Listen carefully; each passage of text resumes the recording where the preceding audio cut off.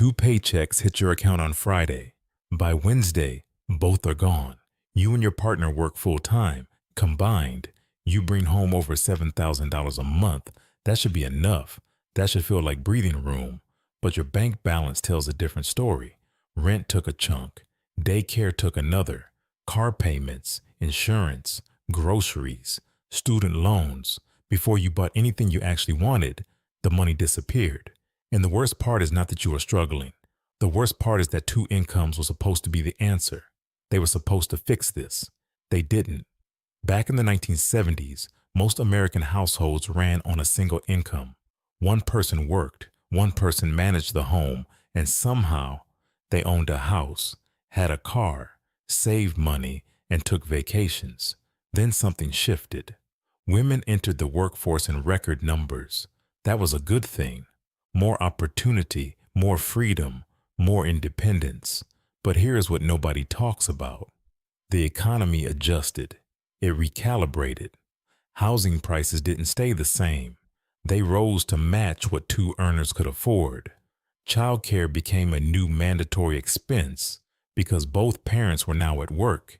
Transportation costs doubled because both partners needed cars to get to their jobs. According to the Bureau of Labor Statistics, the average household income in 1970 was about $9,870. Adjusted for inflation, that is roughly $75,000 in today's dollars. Now the median household income sits around $80,000. That is barely a $5,000 difference, spread across 50 years. But expenses? Housing alone jumped 73% faster than wages since 1985. You earn more on paper. You keep less in your pocket. Here's the part that stings. Your second income does not double your wealth. It barely moves the needle. And the reason is structural. The moment both of you started working, your costs restructured around two incomes. Think about childcare. If one parent stays home, childcare costs zero. The second both parents work, you need someone to watch your kids. The average cost of daycare in America is about $1,230 a month per child. That is almost $15,000 a year for one kid. If you have two children, you're looking at $30,000 annually just for someone to watch them while you earn money. Now think about transportation. One income household typically needs one car. Two working adults need two.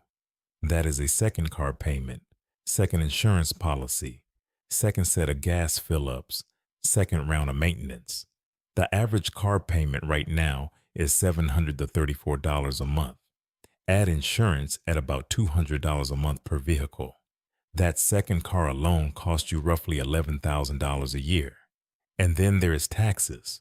When both of you earn income, your combined earnings push you into a higher tax bracket. A couple both making $45,000 does not pay the same tax rate as one person making $45,000. You lose more of each dollar to federal and state taxes. The IRS data shows married couples filing jointly can lose an additional $2,000 to $4,000 compared to what two single filers would owe. It is called the marriage penalty, and it is built right into the tax code. So before you even count groceries, utilities, or clothing, your second income has already been carved up by childcare, transportation, and taxes. Time to run the real numbers. You and your partner both work. Combined gross income, $90,000 a year. That breaks down to $7,500 a month before taxes. After federal and state taxes, you take home about $5,850 a month. Now watch what happens. Rent, $1,800. That is the national average for a two-bedroom in a metro area. Childcare for one kid, $1,230. Two car payments, $1,468 combined. That is $734 each at today's average. Car insurance for both vehicles, $400. Student loan payments between you, $500. Groceries for a family, $800 a month. Utilities and phone bills, $350. Let us add it up. $1,800 plus $1,230 plus $1,468 plus $400 plus $500 plus $800 plus $350. That is $6,548. Your take home was $5,850. You are already $698 in the hole every single month. You have not bought clothes. You have not gone to the doctor. You have not put a single dollar into savings or retirement. You have not celebrated a birthday or taken your kids to a movie, and you are already negative. Here's the sentence that should shake you. A dual income household earning $90,000 combined has less disposable income today than a single earner making $45,000 had in 1985, after adjusting for housing, childcare, and taxes. Elizabeth Warren and her daughter documented this in their research. They called it the two-income trap. Families were not spending more on luxuries. They were spending more on fixed costs that did not exist a generation ago. The second income did not make you richer. It made the system hungrier. This did not happen by accident. Every dollar your second income generates has someone waiting to collect it. The childcare industry in America is worth over $60 billion annually. It barely existed at this scale 40 years ago, but the moment two-income households became normal, an entire industry rose up to absorb that paycheck. Auto lenders profit too. When both of you need cars, that is two loans, two financing deals, two sets of interest payments. The auto lending industry holds over $6 trillion in outstanding loans right now. That number only works if nearly every adult in America has a car payment. And landlords, they price rent based on what local households can afford. When two people earn in the same home, rents adjust upward. That is not a conspiracy. It is basic economics. Landlords know your combined budget. They price accordingly. Even grocery chains have adapted. Family-sized portions, convenience foods, pre-made meals, all priced at a premium because two working parents do not have time to cook from scratch. The system is not broken. The system is working exactly as designed.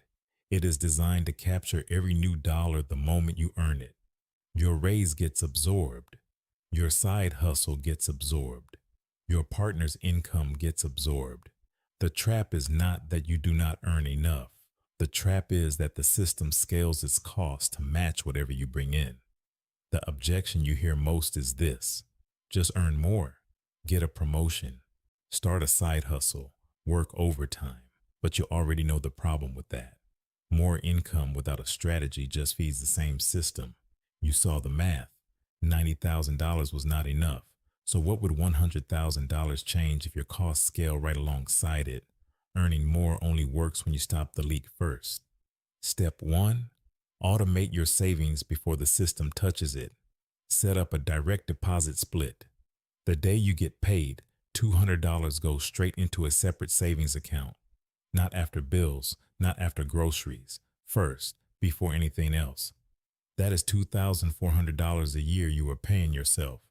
Step 2, eliminate the second car payment. This one change saves the average household $734 a month. That is $8,800 a year. Carpool, use public transit, stagger your work schedules. One paid-off reliable car changes your entire budget. If you absolutely need two vehicles, buy the second one in cash for $5,000 to $8,000. No loan, no interest, no payment. Step 3, audit your childcare costs every 6 months. Many families qualify for childcare tax credits worth $3,000 to $6,000.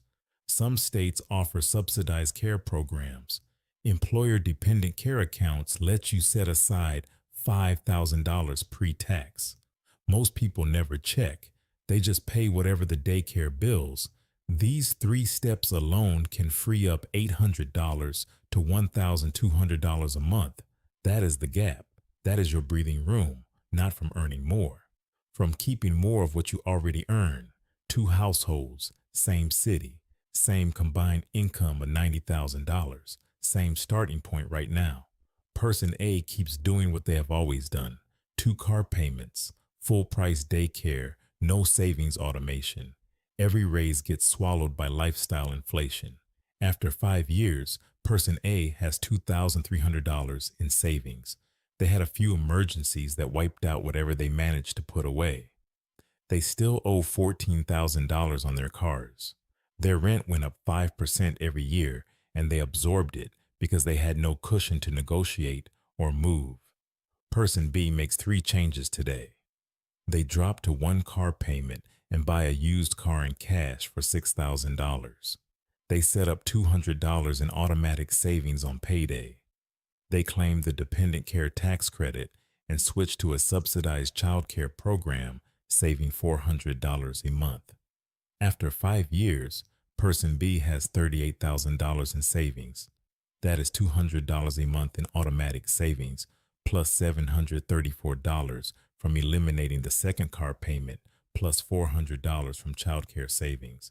That is $1,334 a month going into their future, instead of into the system. $1,334 times 60 months is $80,000 in redirected money.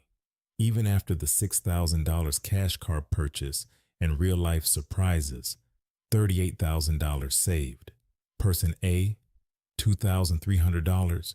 Person B, $38,000. Same jobs, same paychecks, same city. The only difference is that person B understood where the money was actually going, and they redirected it. This is not your fault. Nobody sat you down and explained how 2 incomes get swallowed by a system designed to absorb them. You were told to work harder, earn more, hustle, and you did. Both of you did. But now you know something most households never figure out. The goal is not to earn more. The goal is to keep more. You're not someone who just works and hopes anymore. You're someone who sees the system and builds around it. That changes everything. Subscribe to Azeez Invests, because nobody taught us this about money. So let's talk about it.